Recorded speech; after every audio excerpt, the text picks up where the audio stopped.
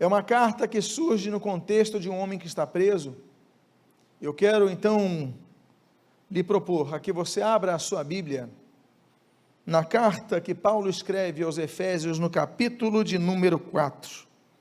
E eu gostaria de ler o versículo de número 1, o qual assim é registrado. Rogo-vos, pois, eu, o prisioneiro do Senhor. Oremos.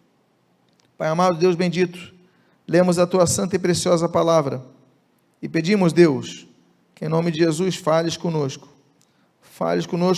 nos nossos lares, onde estamos, no meio dos afazeres, nós paramos, dedicamos esse tempo a ouvir a tua palavra. Pedimos, Deus, que tu possas também nos ensinar, nos orientar através da tua palavra, nos abençoando nesta noite, abençoando a nossa semana que se inicia neste dia. E o que nós pedimos, nós fazemos agradecidos em nome de Jesus. Amém e amém. Amados irmãos, quando nós dizemos que Paulo foi um prisioneiro, Paulo foi um homem que foi preso recorrentemente. Nós temos algumas prisões que são claramente registradas na Bíblia do apóstolo Paulo, como a de Atos capítulo 16, quando Paulo é preso com Silas, ali em Filipos, e dali surge uma grande obra de evangelização na Grécia, e por decorrência em toda a Europa. Nós temos outra prisão de Paulo, ali em Jerusalém, Atos capítulo número 21, quando Paulo é julgado ali pelo Sinédrio. Nós temos outra prisão de Paulo, Atos capítulo 23, quando ele é levado para a guarnição militar ali em Cesareia Marítima. Ele é julgado por Félix, depois é julgado por Festo, depois é julgado por Herodes Agripa, e ali Paulo escreve, dentre várias cartas, esta que nós aqui havemos de continuar a ler nesta noite. Paulo também tem uma quarta prisão muito bem registrada, que é dos seus dias derradeiros nesta terra, que se encontra ali em Atos capítulo 28, na prisão de Paulo em Roma.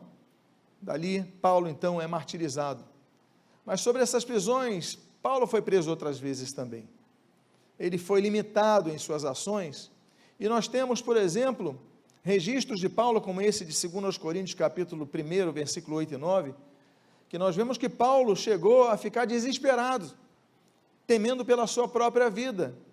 Quando ele registra nessa carta que ele escreve aos Coríntios, ele diz nesse texto que vocês podem ler: porque não queremos, irmãos, que ignoreis a natureza da tribulação que nos sobreveio na Ásia, porquanto foi acima das nossas forças, a ponto de nos desesperarmos até da própria vida.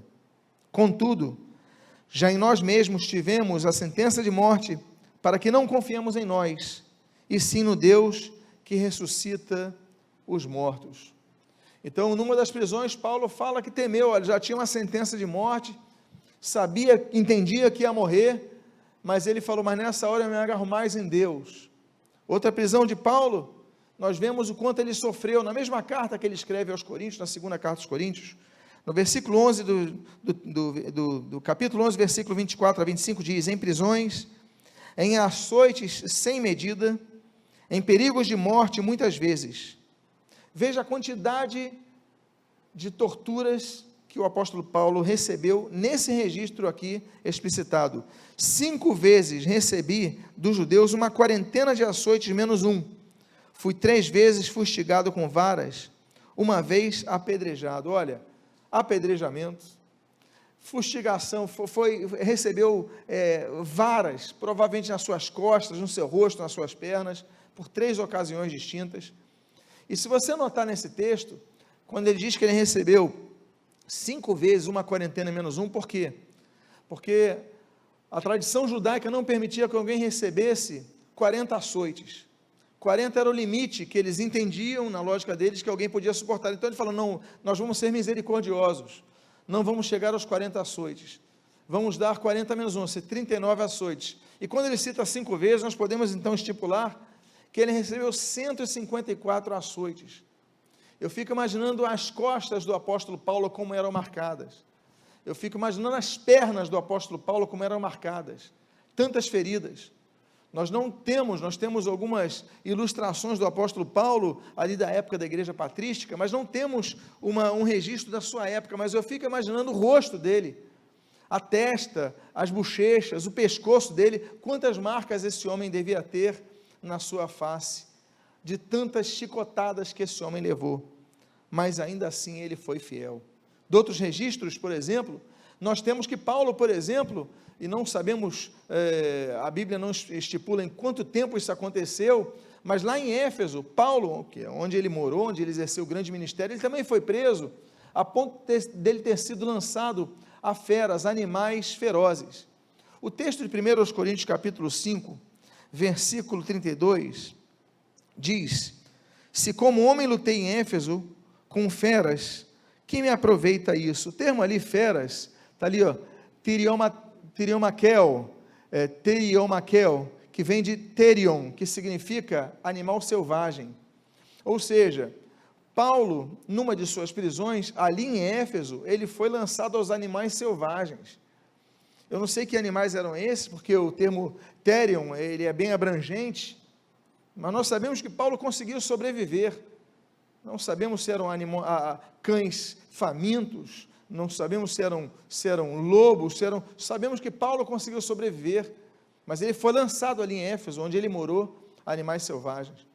Então nós vemos que Paulo foi um prisioneiro costumaz, o homem que estava acostumado a sofrer por uma causa, por sua fé em Cristo, por seu amor a Cristo. Passou por tribulações, mas não cedeu. Passou por dificuldades, mas manteve-se firme no Senhor. E mesmo estando preso, Paulo traz uma série de ações que nós devemos emular. Por exemplo, nós temos nas prisões 4 textos bíblicos que chegaram até nós, que nós temos hoje, textos inspirados por Deus, e que são-nos bênção, que são-nos diretrizes, que são a palavra de Deus. A carta de Paulo aos Filipenses, a carta de Paulo a Filemão, a carta de Paulo aos Colossenses, e essa carta que nós estamos lendo nessa manhã, a carta de Paulo aos Efésios, não foram cartas feitas na tranquilidade do dia a dia, foram cartas feitas por um prisioneiro. Então você pode dizer, olha, eu já li 4 cartas de um presidiário, de um prisioneiro, de uma pessoa arrestada, de uma pessoa presa, e esse foi o apóstolo Paulo. Quando você ler Filipenses, saiba que existem feridas escrevendo aquela carta. Quando você lê Filemão, saiba que existem lágrimas junto àquela tinta. Quando você ler Efésios e Colossenses, entenda da mesma forma, houve muito sofrimento, mas ainda assim, ele fez a obra. Ainda que tivesse dificuldade, ele cumpriu o seu chamado. Ele não parou por causa das lutas, ele não parou por causa das crises, ele não parou por causa das dificuldades, ele não parou por causa das prisões, e nós devemos seguir esse exemplo desse prisioneiro, que era prisioneiro do Senhor. Há uma outra coisa que nós aprendemos desse texto, que nós lemos aqui, é que na prisão cesariana, Paulo pregou aos soldados que ali estavam. Diz a Bíblia em Filipenses capítulo 1, versículos 12 a 14, as coisas que me têm acontecido têm antes contribuído, olha só a visão dele, preso, para o progresso do Evangelho, de maneira que as minhas cadeias em Cristo se tornaram conhecidas de toda a guarda pretoriana e de todos os demais. Veja você. E a maioria dos irmãos, estimulados no Senhor por minhas algemas, ousam falar com mais desassombro a palavra de Deus. Meus amados irmãos, segundo aos Tessalonicenses 1 diz que nosso testemunho, ele conduz pessoas para a verdade. A Bíblia diz que em Tito capítulo 2, que nosso testemunho deve ser irrepreensível. Nós devemos ter um testemunho que as pessoas olhem e vejam, não tem o que dizer contra. O apóstolo Pedro, quando ele escreve a sua difícil carta, quem lê 1 Pedro entende que é uma carta pesada, é uma carta difícil, é uma carta que fala de sofrimento, de dificuldades, mas ele falava que ainda assim, nós devemos ter bom testemunho. A Bíblia diz em Hebreus capítulo número 12, que nós estamos rodeados por uma nuvem de testemunhas. E quando nós falamos daquele texto de 1 Pedro, as pessoas estão nos observando, 1 Pedro capítulo 3, ele fala exatamente sobre essa questão, de nós ficarmos atentos para o nosso testemunho, porque nosso testemunho se torna referência do amor a Cristo, e fazem calar os caluniadores. É uma forma, as pessoas vão falar mal de você, vão te perseguir, mas quando olharem os seus testemunhos, o texto diz que eles vão se calar, eles não vão ter armas contra você. Por isso o Senhor Jesus falou, Mateus capítulo 5, que nosso testemunho, ele glorifica a Deus. Amados irmãos, esse homem estava preso, mas o texto que nós lemos, que está aí em tela, olha, tem contribuído, a minha prisão tem contribuído para o avanço do Evangelho. Os guardas, toda a guarda pretoriana, de todos os demais grupamentos, estão sabendo que tem um servo de Deus ali, eu estou pregando a eles, e o Evangelho está se expandindo. Paulo então nos ensina que mesmo acorrentado, mesmo preso, qual era o recurso que ele tinha? Ele não tinha internet, mas ele tinha instrução para poder escrever, então ele escrevia suas cartas. Ele não tinha internet, mas ele tinha, por exemplo, condições de falar de Cristo, do amor de Cristo, pregar. Ele não tinha internet, mas ele tinha condições de, pelos seus atos, fazerem com que os que falavam mal dele, deixassem de falar. E aqueles guardas que ficavam observando, falavam, esse homem é um homem diferente. Os outros murmuram, os outros têm uma vida totalmente errada, mas esse homem tem algo diferente. E através do testemunho desse homem, toda a guarda pretoriana e todos os demais, eles foram então conscientizados que a grande pregação que nós temos é a pregação advinda através do nosso testemunho. Interessante notar que isso ia para fora da prisão, as pessoas iam sabendo, e diz o texto, olha, e a maioria dos irmãos estimulados do Senhor por meias algemas, ousam falar mais desassombradamente da palavra de Deus, ou seja, animava o povo a pregar. O seu testemunho pode lhe valer de uma condição, de um grande ensino para a propagação do Evangelho. Há um outro texto que fala de um outro exemplo de Paulo, quando estava preso.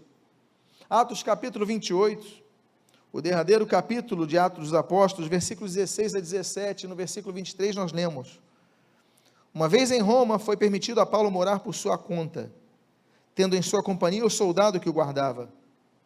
3 dias depois, então Paulo chega em Roma, ele consegue então ficar numa prisão domiciliar, tendo um guarda com ele, acompanhando ele. 3 dias depois, ele convocou os principais dos judeus, lá de Roma. Havendo-lhe eles marcado um dia, vieram em grande número ao encontro de Paulo na sua própria residência. Então, desde a manhã até a tarde, lhe fez uma exposição em testemunho do reino de Deus, procurando persuadi-los a respeito de Jesus, tanto pela lei de Moisés, como pelos profetas.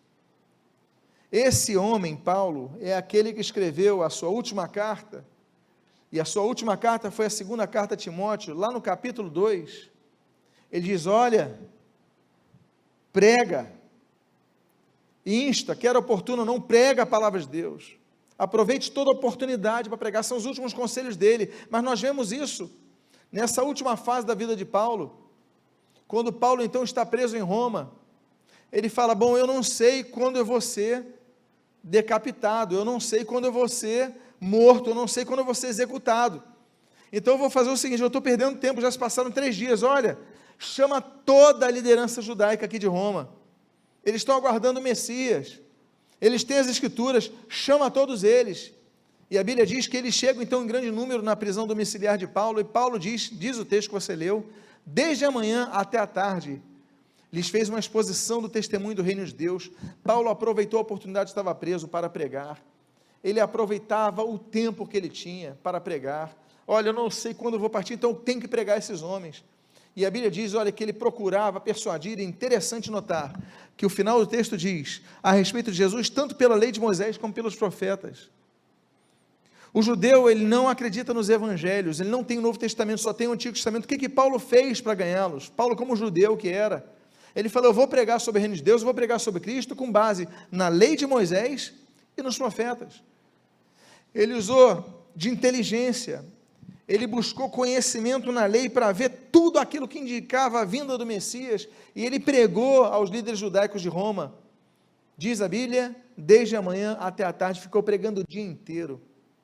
Nós devemos aproveitar as oportunidades que nós temos para buscarmos mais conhecimento da palavra de Deus.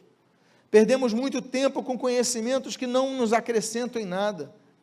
Perdemos muito tempo com distrações que não nos levam a nada. E quando nós vemos, já passou o dia inteiro e não temos um conhecimento da palavra de Deus em nossas vidas. Gastamos mais tempo com Netflix do que com os estudos bíblicos. Por quê? Porque são cores, porque são temas, porque são ideias, porque são teorias. Mas o mais importante que o alimento da palavra, nós não estudamos a palavra. Paulo, ele vai enfrentar a liderança judaica, ele que é um homem que foi criado aos pés do grande Gamaliel, Rabino Gamaliel, um grande conhecedor. Ele fala: eu vou usar os recursos que eu tenho para evangelizar ele. Nós temos que usar os recursos que nós temos para evangelizar. Como eu disse antes, Paulo não tinha internet, mas hoje nós temos. Nós temos recursos na internet, vamos então usar esse recurso para alcançar mais vidas. Os rabinos, os líderes judaicos de Roma podem não vir às nossas casas, mas hoje nós temos condições de entrar na casa de todos, através da divulgação da palavra pela internet. Então Paulo nos ensina muito a respeito de como fazer para, ainda que com limitações, ainda que num tempo de crise, aproveitar essa oportunidade e fazer avançar o reino. Agora, quais são as posturas que esse prisioneiro teve, além de tudo que nós já mencionamos aqui? As posturas, e aqui nós vamos adentrar ao texto. A Bíblia diz: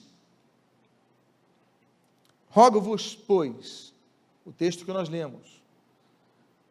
Antes de nós irmos ver esse texto de Efésios 3:14, em 4:1 ele diz: rogo-vos, pois. Quando ele diz pois, ele está dando a ideia, trazendo a ideia de algo que ele já começou a falar, esse pois, portanto, ou seja, a continuação de uma ideia. Que ideia? A ideia que vai ser apresentada antes do capítulo 4 está no capítulo 16. E ele diz: por esta causa me ponho de joelhos diante do Pai. Por esta causa me ponho de joelhos diante do Pai. Amados irmãos, nós temos na Bíblia várias pessoas que registram a Bíblia, se colocaram de joelhos diante do Pai. Capítulo 6 de Daniel diz que Daniel se colocava de joelhos para orar a Deus, e o fazia 3 vezes por dia. Esdras, no capítulo 9, diz que esse sacerdote se colocava de joelhos e orava ao Senhor, e se humilhava diante do Senhor de joelhos.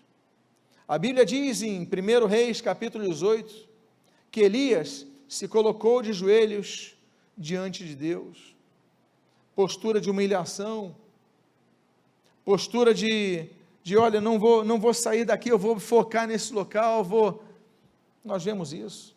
Posturas de humilhação, por exemplo, como nós vemos ali em Marcos capítulo 1, daquele leproso diante do Senhor Jesus, se colocou de joelhos. A Bíblia diz em Atos que Pedro se colocou de joelhos. Em Efésios 3, Paulo se colocou de joelhos. Mas é interessante nós notarmos, amados irmãos, que a Bíblia diz em Filipenses capítulo 2, que um dia todo joelho vai se prostrar diante do nome de Jesus. A Bíblia diz: eu coloco de joelho diante do Pai, porque eu vou orar por vocês, interceder por vocês. É um homem que tinha preocupação em orar por outras vidas, ele não pedia apenas por ele. Olha que lição nós temos. Ele podia estar pedindo apenas por si. Deus, me livra dessa cadeia. Não, ele estava orando por as pessoas que estavam, abre aspas, livres do outro lado. Não estavam presas, mas ele orava de joelhos. O termo joelho, ele aponta também não apenas humilhação, para todos aqueles que entendiam as guerras antigas, quando os exércitos, então venciam o outro, mandavam as pessoas ficarem de joelhos, porque assim não podiam correr para um lado, não podiam pegar uma arma, não teriam uma habilidade para manejar uma espada, para vencer. Fiquem de joelhos. É uma forma de nós mostrarmos a nossa submissão a Deus. Também é uma forma de nós focarmos e não nos perdermos, porque quando andamos nos distraímos demais olhando para os lados. Quando nós deitamos e oramos deitados, acabamos dormindo, acabamos pegando no sono. E joelho, então, uma posição que nós vemos grandes servos de Deus colocando-se para que foquem nesse período de oração. E a Bíblia diz: de quem toma o nome toda a família, tanto no céu como sobre a terra. A Bíblia diz que Deus criou a família, homem e mulher. Gênesis capítulo 2, Deus os criou, estabeleceu a família ali através dos filhos. Vêm os filhos desse casal. Deus é um Deus que preserva as famílias. Ali no julgamento, por exemplo, de Ló, Deus avisa a Ló: olha, avisa a tua família que é hora de sair, vai vir juízo sobre Sodoma. Josué capítulo 6, nós vemos ali o juízo: olha, pega a tua família, vai vir juízo. Então, Raabe, coloca ali aquela fita vermelha, que você vai ser preservado com a sua casa. Jó capítulo 1, versículo 5 diz que Jó, todos os dias de madrugada, ele oferecia sacrifícios a Deus. Mas nós também temos a família que não é a família física. O Senhor Jesus, ele disse que chegaríamos a tempos que pais e filhos teriam problemas, que haveria traições no seio familiar. O próprio Senhor Jesus falou, quando falaram: olha, tua mãe e teus irmãos estão aí, ele falou: olha, a minha mãe, meus irmãos, a minha família são aqueles que estão comigo, que me seguem. Jesus falou sobre isso. Por isso que a Bíblia diz em Efésios, Gálatas capítulo 6 fala da família da fé, Efésios capítulo 2 fala da família de Deus. Então nós temos a família. Que família é essa que Paulo está falando, que ele está intercedendo à igreja? Nós devemos interceder nesses momentos difíceis, ainda que acorrentados, ainda que presos, ainda que em Cesareia, ainda que em Roma, ainda onde for, mas nós devemos interceder pela nossa família, não apenas a família biológica, mas a família da fé, porque nessas horas muitos sucumbem, nessas horas muitos desistem, nessas horas muitos então abandonam a causa do Evangelho. Eles seguem a Cristo quando então lhe é feito um convite, e claro, o momento emocional, o momento que toca o coração, o Espírito fala, se ficam com o seu coração compungido, se entregam a Cristo, mas além aquele importante momento que é pautado também em emoção, mas pelo toque do Espírito, mas a fé é que vai fazer prevalecer aquela vida. Ela tem que se firmar na fé, buscar na palavra. A fé vem pelo ouvir, e ouvir pela pregação da palavra de Cristo. Há pessoas que só vivem uma vida cristã porque estão nos templos. Estamos numa fase que as pessoas não estão nos templos, porque o templo somos nós. Paulo fala que nós somos a habitação do Espírito de Deus, o Espírito habita em nós, onde pisarmos a planta dos nossos pés é a terra santa. Você na sua casa agora está em terra santa, assim como você no seu trabalho, ali deve ser onde você pisar uma terra santa. Mas nós devemos entender que Paulo, ainda que preso, ainda que limitado, Paulo, ele orava pela família da fé, ele intercedia por seus irmãos. Eu quero convidar a você, nesses dias, que estamos aí diante desse contexto, você ore não apenas pela sua família, mas pela sua família da fé, pela igreja, para que, ao invés de cristãos esfriarem, ao invés de cristãos abandonarem a causa, eles possam se voltar mais a Deus, buscarem mais a face do Senhor. E aí nós temos o versículo 16, e a Bíblia diz: para que, segundo a riqueza da sua glória, vos conceda que sejais fortalecidos com poder, mediante o seu Espírito, no homem interior. Volto a dizer sobre o santuário de Deus, que é o nosso corpo. Nós somos templo do Espírito Santo, mas a Bíblia diz que esse templo, ele é templo porque tem a presença do Espírito Santo. Ele tem a presença do Espírito Santo, e o Espírito Santo tem liberdade nesse corpo, nessa vida, por isso que ele é templo. Senão será apenas um corpo que nada vale, em termos de sentido espiritual. não é um templo, é apenas corpo, é apenas carne, é apenas o sarx, ou seja, nós temos que ser o templo quando o Espírito habita em nós, e quando o Espírito habita em nós, ele nos fortalece, diz o texto que você está lendo.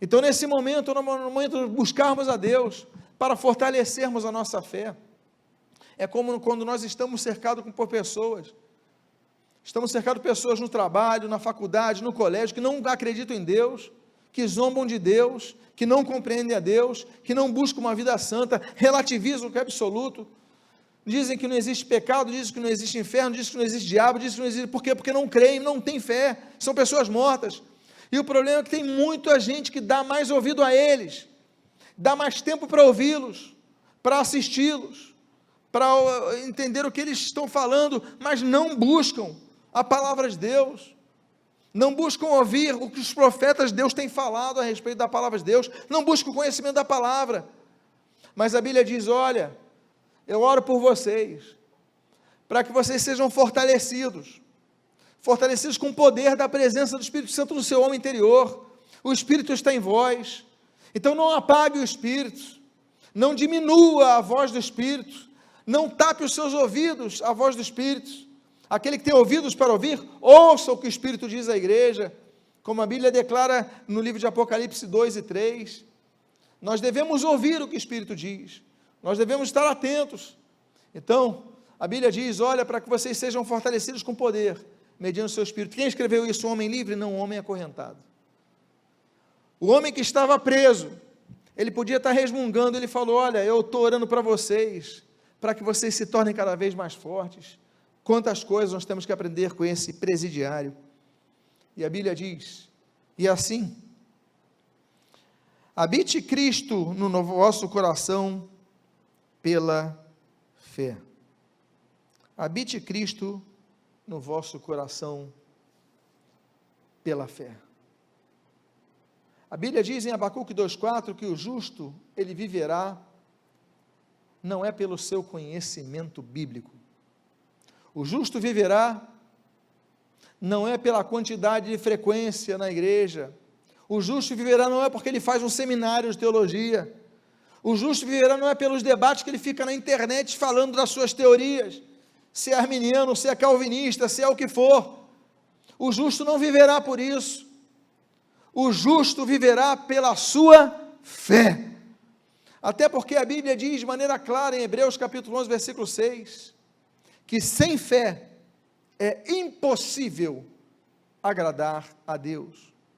Cristo só habita nos corações que têm fé, não é isso que diz o texto? E assim, e desta forma, por causa disto, Cristo vai habitar no coração de vocês pela fé, é pela fé e somente pela fé.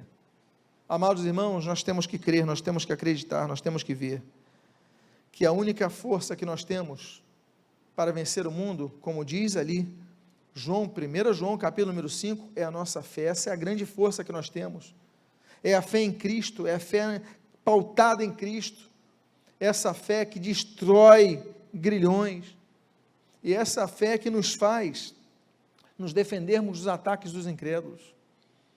A Bíblia diz, naquela armadura que é detalhada pelo apóstolo Paulo, a armadura de Deus, que nós temos várias ferramentas, várias partes da armadura, mas uma delas é o escudo da fé. Ele diz, com qual podeis apagar os dardos inflamados do inimigo. Ele fica lançando dardos de dúvida, ele fica lançando dardos para nós duvidarmos, mas nós aí colocamos o escudo da fé, e ali nós podemos nos proteger diante desses ataques do inimigo. E a Bíblia continua dizendo, estando então vós arraigados e alicerçados em amor. Amor é a força mais forte que existe na terra, não é o inferno, não são os reinos, não é o dinheiro, não é o poder humano, não é o diabo, não são as miríades de anjos. A maior força é amor. Afinal de contas, como tão bem resume o apóstolo João, Deus é amor. O amor que nós temos aqui é o amor que Paulo diz, olha, vocês têm que estar arraigados e alicerçados, dois termos. 2 termos. Ele fala: eu estou orando por vocês, para vocês permanecerem firmes. Eu estou orando por vocês, para vocês então manterem aquele espírito vivo falante nos vossos corações, que Cristo habite em vós, mas que vocês possam permanecer arraigados e alicerçados. Arraigados fala de raízes, alicerçados fala de fundamentos. Um fala da terra, outro fala da cidade. Um fala da natureza, a raiz, outro fala das construções humanas, o fundamento, os alicerces, as pedras que as pessoas colocavam embaixo da terra, para que pudesse, terra com areia, ali misturada, para que pudesse então construir a casa, e ela se fortalecer. Ele fala o seguinte: olha, essas duas estruturas têm que ser baseadas em amor, alicerçado no amor de Deus. Entendam que Deus não deixou de amar vocês. Olha, eu estou preso aqui nessa prisão, eu estou acorrentado aqui nessa prisão, eu estou aqui um tempo nessa prisão, mas ainda assim eu sei que Cristo me ama. Eu sei, como ele vai escrever em Romanos capítulo 8, que nada vai me separar do amor de Deus que está em Cristo. Nada, nada. Não vai ser espada, não vai ser fome, não vai ser nudez, não vai ser tempestade, não vai ser Covid-19, o coronavírus, não vai ser câncer, não vai ser prisão, não vai ser perseguição, não vai ser conta atrasada. Nada vai me separar do amor de Deus, porque o amor de Deus é a coisa mais forte que existe. Então se alicercem nisso, se enraizem com isso. E o texto continua dizendo, então, no versículo 19 e no versículo 20, a fim de poderdes compreender com todos os santos qual é a largura e o comprimento e a altura e a profundidade, e conhecer o amor de Cristo que excede todo entendimento, para que sejais tomados de toda a plenitude de Deus, de toda a plenitude de Deus. Quando nós estamos alicerçados e arraigados no amor de Deus, o Espírito Santo fala no nosso coração. Paulo está intercedendo para que a família da fé permaneça assim. Essas pessoas, elas começam a compreender as coisas, elas começam a ter o que a Bíblia denomina de discernimento. Se não tivermos o Espírito falando no nosso coração, não vamos entender. Se ouvirmos a voz do Espírito, nós podemos entender, a fim de poderdes compreender, ter discernimento, com todos os santos. Aí ele fala, largura, altura, comprimento, profundidade, quer dizer, ele está dando medidas, para que a gente conheça esse amor de Deus, porque como a gente pode compreender o amor de Deus na perseguição, nas dificuldades, mas quando nós ouvimos a voz do Espírito, nós começamos a ter discernimento. É muito bonito que a Bíblia diz, que Salomão, por ele não ter pedido riquezas e poder a Deus, Deus lhe deu discernimento para ter entendimento sobre as coisas de Deus.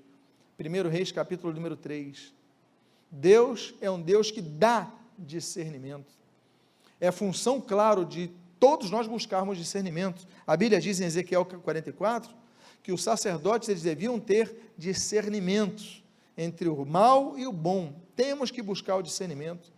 O Senhor Jesus, inclusive, nos ensinou a nós discernirmos, ele fala em Mateus 16, discernimos os tempos, nós devemos discernir os tempos, porque os dias são maus, nós devemos discernir o que Deus quer nos ensinar, onde Deus está nos apontando nos momentos de crise, nos momentos de dificuldades. O Senhor Jesus nos ensina isso. Quando nós participamos da ceia do Senhor, ali diz em 1 Coríntios capítulo número 11, que aquela ceia nós discernimos o corpo de Cristo. No capítulo seguinte, 1 Coríntios capítulo 12, a Bíblia diz que o discernimento de espírito é um dos dons que Deus dá à igreja.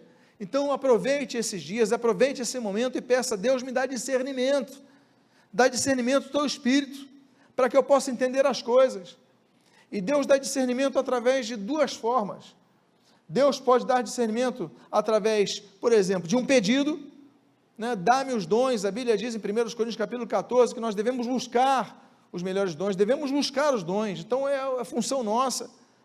Deus pode dar porque nós buscamos, Deus também pode dar quando nós não buscamos isso, mas Deus quer nos usar para abençoar os que estão ao nosso redor, como foi o caso que eu citei, 1 Reis capítulo 3, com Salomão. Mas existe também uma outra forma, que Deus pode distribuir o seu discernimento. A Bíblia diz, Hebreus capítulo 4, que a palavra de Deus, ela é viva e eficaz, ela é espada de dois gumes, é mais cortante que espada de dois gumes, e ela nos torna aptos para discernirmos os pensamentos e os propósitos do coração, discernirmos alma e espírito, discernirmos as coisas internas. Então, uma outra forma de nós termos, além da doação de cima para baixo, de Deus, da graça divina, mas também Deus o faz através da sua palavra, através da leitura da palavra, através da meditação da palavra, através do estudo da palavra.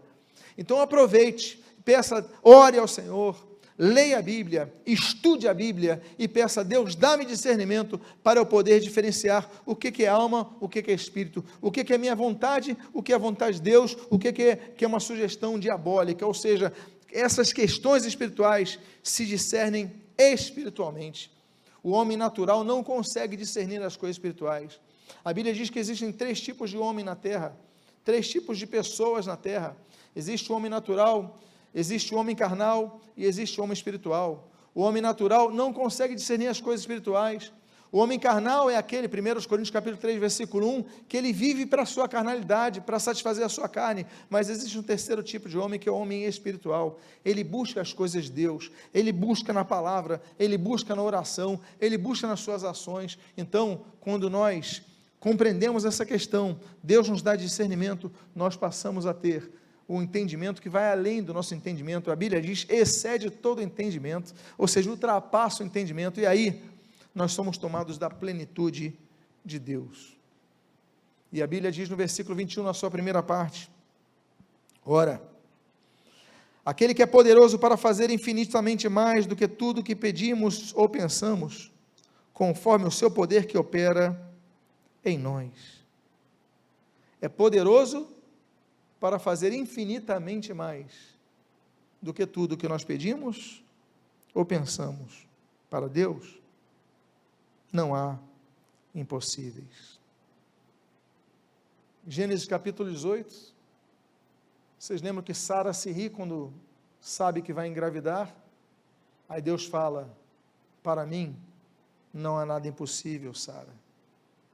Jeremias 32, o profeta de Anatote diz, olha, para ti não há impossíveis, e Deus responde, para mim não há nada impossível. Zacarias capítulo 8, da profecia da restauração de Israel, Deus diz, olha, para mim não há nada impossível, nada impossível, como diz o Senhor Jesus. Marcos capítulo número 9, aquele homem que tinha um filho, passando por um problema muito grave, e Jesus falou, olha, tudo é possível ao que crê, tudo é possível ao que crê. Por isso, aquela oração, o Senhor Jesus, ele ensina, olha, você, com a fé do tamanho de um grão de mostarda, você vai dizer para a montanha, vai desse lado para aquele, e ela vai. Por quê? Não há impossíveis para Deus não há impossíveis.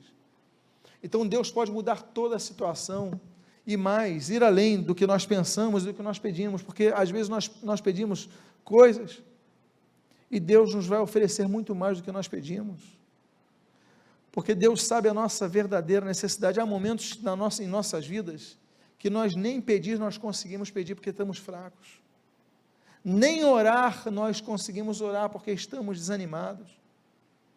Eu fico imaginando quantas pessoas deprimidas, não apenas depressivas, não conseguem nem mais orar, o máximo que chega às suas bocas é Deus, e nada mais falam, porque seu coração não aguenta mais.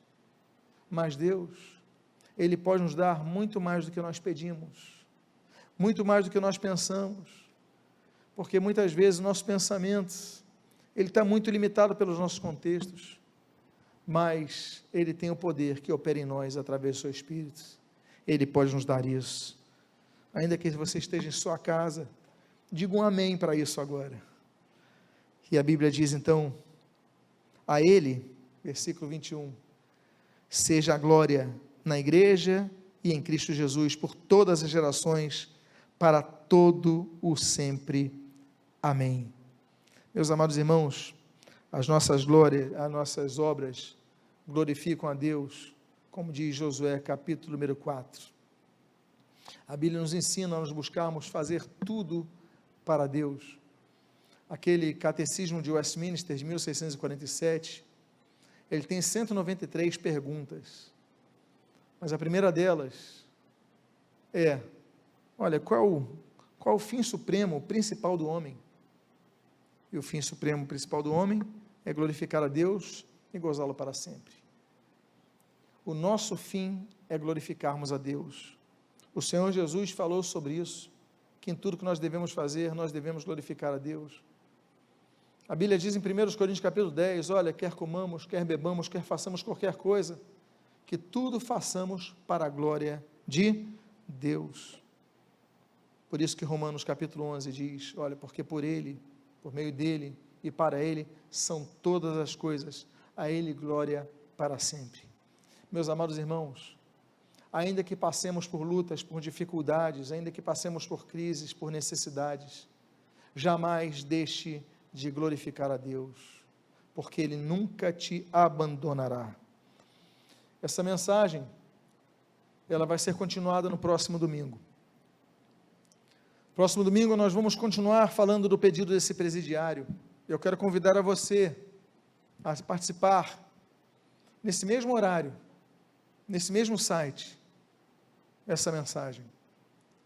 Que Deus possa nos ensinar que apesar de podermos viver do lado de fora, Paulo estava do lado de dentro de uma prisão, a igreja estava do lado de fora, mas quando nós lemos esse texto de Efésios 3 e 4, nós vemos, parece que está ao contrário, parece que ele está intercedendo pelos que estão presos, muitos estão confinados, numa prisão forçada, por causa de uma pandemia que ora vivemos, e que logo passará, mas o que eu quero dizer a vocês, amados irmãos, amadas irmãs, é que, independentemente se estamos em cadeias ou não, se estamos presos ou não, o Senhor nos dá força para podermos fazer a sua obra, para podermos compreender os tempos, para podermos frutificar para a glória dEle, para podermos ter paz em nossos corações. Eu quero fazer uma oração nesse momento por sua vida. Eu quero pedir ao Senhor para que nos abençoe. Eu convido você a fechar os seus olhos, ainda que esteja em sua casa. Eu imagino que você esteja ouvindo essa mensagem, talvez com parentes ao seu lado. Quero convidar a vocês a, nesses minutos, que você possa fechar os seus olhos. Vamos clamar ao Senhor. Pai amado, a Ti clamamos, Deus, porque cremos no Deus vivo e verdadeiro, um Deus que é todo poderoso, um Deus que ouve o clamor que lhe é feito com fé, com o coração compungido. Por isso pedimos, Deus, perdoa nossos pecados, perdoa as nossas falhas, e continua a falar conosco, Pai. Senhor, ainda que num contexto tão diferente da nossa vida, destas gerações, Pai amado, fala conosco, nos abençoe nesta semana, abençoe, Pai, e tem misericórdia desse planeta, da humanidade, que recebe, Senhor, um juízo Teu, Pai. Nesse momento preserva, Pai. Pedimos misericórdia, Pai. Senhor, sabemos que a chuva cai sobre bons e maus. O juízo também, como foi pregado na manhã deste domingo, Pai. Mas tem misericórdia, é o que nós clamamos, Pai. Tem misericórdia de nossas vidas, Pai.